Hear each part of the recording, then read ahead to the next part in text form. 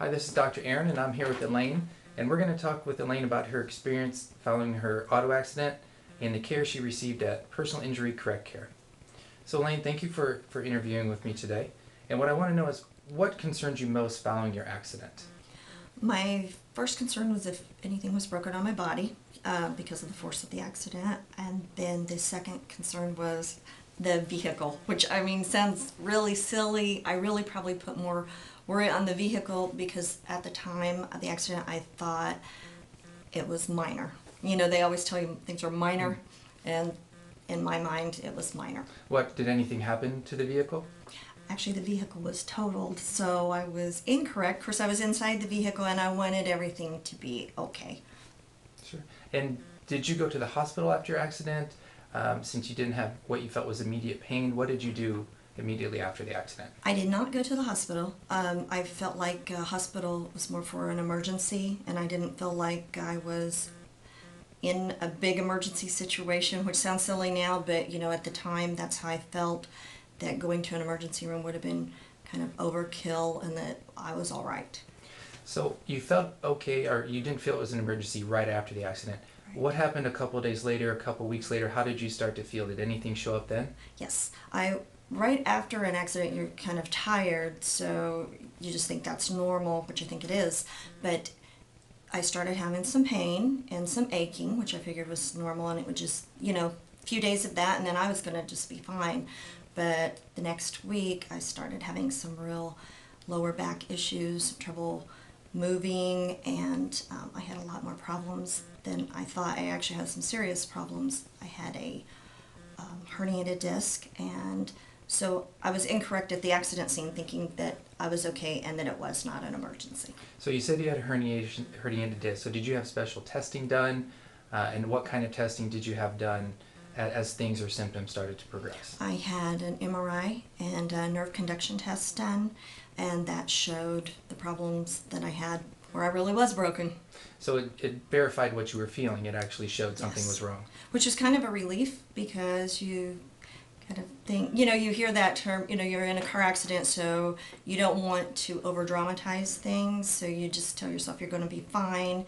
And I think a positive attitude is good, but I also think you can really cause yourself some grief by not getting the proper testing done, and you just don't know at that point.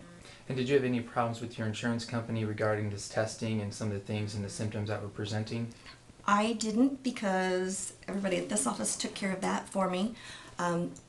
With the adjusters, that can be a little more difficult because when they're talking to you, they kind of lead you down the path of, well, how are you feeling? You're probably fine. You're going to be just fine, because they want it to be as simple as possible. And of course, they're thinking of the bottom line, the dollar. And I realized that, but that part was stressful. I'm glad I didn't have to deal with the other. So the specialized testing and the notes really helped validate your case to your adjuster. Yes. Would you say that helped? Definitely. Good.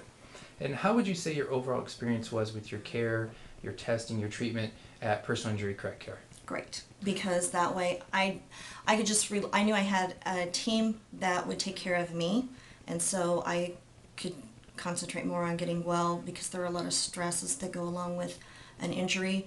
I had lost work. My personal life has changed. I can't do the normal daily things. I can't go upstairs, and things like that really change your life and kind of put a lot of drain on you. So I just didn't have to worry about the rest. I could just hand that to somebody, and it was in capable hands. I didn't have to worry about it. Very good. So you had aches and pains, but as you talked about, it does affect you in your life in different areas.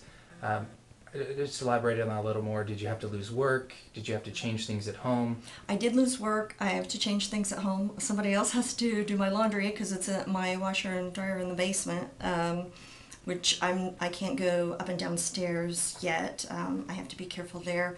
And my personal life, you know, your adventure fun, you have to be really careful. I can't do the hiking that I like to do, the walking, lifting little babies that I just, you know, the normal things that you're just used, that are automatic to you. You have to stop and think and not do things that you could normally do. It's frustrating.